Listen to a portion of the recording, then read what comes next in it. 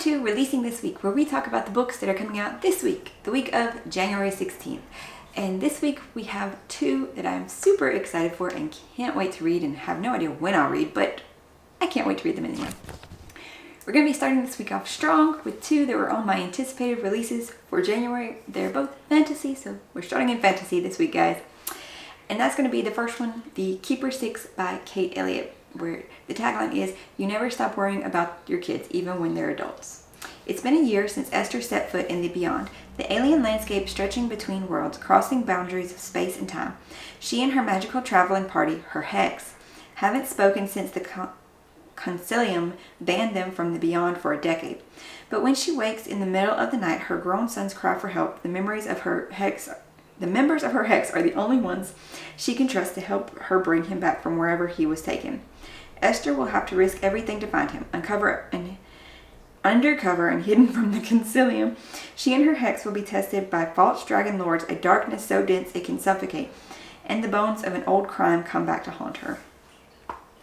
So I love the sound of this one. I love the cover and the fact that, the character is a mom and an older mom, like her son's already an adult, but yes, I think we don't see from that perspective very often. There's another one that's coming out later, like March maybe, that's also in this agey range sounding. So both of them sound really cool, and I want to read both of them and see from this point of view. Our next one is Queen Among the Dead by Leslie Livingston, and based off earlier reviews I've seen of this, it has wonderful world building, which is something I love in books, so I cannot wait to read this one. It says, a stunning Celtic YA fantasy adventure set in the ancient kingdom of Erie, inspired by the legend of the first true Queen of Ireland, perfect for fans of Shelby McMurrin and Adrian Young. In the kingdom of Erie, banshees chill the air and water wights lurk in the rivers, but magic is outlawed by the king and jealously hoarded by his druid priests. Neve is the youngest daughter of the king, and Ronan is a druid's apprentice turned thief, making a living by selling stolen spells. They should be enemies, but their shared hatred of the druids and a dark magic that has been marked on them both, I'm adding words, makes them unlikely if uneasy allies. When Erie is threatened by a power struggle, Neve must seize the chance to take her rightful place on her family's throne with the help of Ronan and the realm's most dangerous outcasts. Their journey takes them to the outskirts of Erie, where magic still runs free, and where an outlaw and a warrior princess might carve out a future with spells and swords. So this one is YA, and it sounds cool. So I hope it is cool. The next genre is going to be sci-fi, and this is Karma of the Sun by Brandon Yin-Kit Boy. I think I said that right. I think it was this one and maybe The Keeper 6 that I noticed the release dates for the book and the audiobook have a difference, like by 2 days. I don't think I've ever noticed that particularly in books before, but these two I noticed they have separate release dates. Some of the times I know that they'll come out in ebook, in print, and then audiobook will be later, like months later. I've noticed that on several. But a separation of 2 days, that was unusual. I hadn't seen that one before. Maybe it happens a lot, but I hadn't seen it before.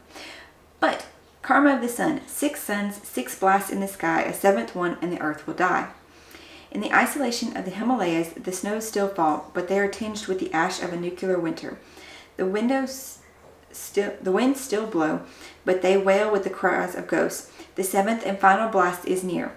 As the world heaves its final breath, the people of the Tibetan Plateau, civilization's final survivors, are haunted by spirits and terrorized by warlords. Though the last of the 7 prophesied cataclysms is at hand, young Karma searches for a father who disappeared 10 years earlier, presumed dead.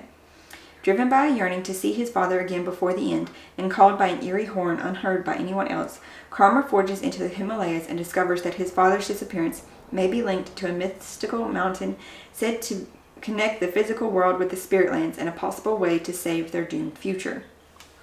So it is listed as sci-fi, but then it does, list mystical things, so maybe it's more sci-fantasy. I don't know, but it does seem very cool sounding, and definitely one of those dystopian-ish novels, or where we're getting to the dystopian-ish. Our next one is a horror thriller, so not particularly normally what I read, but I know a lot of people have seemed to enjoy his books. I've only read one, and that is How to Sell a Haunted House by Grady Hendrix. He writes differently.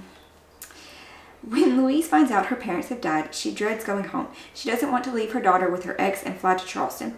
She doesn't want to deal with her family home, stuffed to the rafters with the remnants of her father's academic career and her mother's lifelong obsession with puppets and dolls. That already sounds creepy. She doesn't want to learn how to live without the two people who knew and loved her best in the world. Most of all, she doesn't want to deal with her brother, Mark, who never left their hometown, gets fired from one job after another, and resents her success. Unfortunately, she'll need his help to get the house ready to sell, because it'll take more than some new paint on the walls and clearing out a lifetime of memories to get this place on the market. But some houses don't want to be sold, and their home has other plans for both of them. So in his true style, it will be a bit different, and it will definitely bring the creepy vibes. Yeah. We shall see how this one goes. I don't think I'll read it, but I will see what other people say about it. The last one for this week is kind of an honorable mention, as in some formats it came out last week, in some formats it's coming out this week, but I don't remember it popping up in any of my results for last week, so I'm going to mention it here because it has a kitty on the cover, and so yes. That's Snuffed Out by Valona Jones. 30-year-old fraternal twins Tabby and Sage Winslow own the book and candle shop in Savannah. Sage is a hot-headed and impulsive, while Tabby is calm and collected, making them the perfect partnership. When one of their customers is found murdered, from a blow to the head, that partnership is put to the test.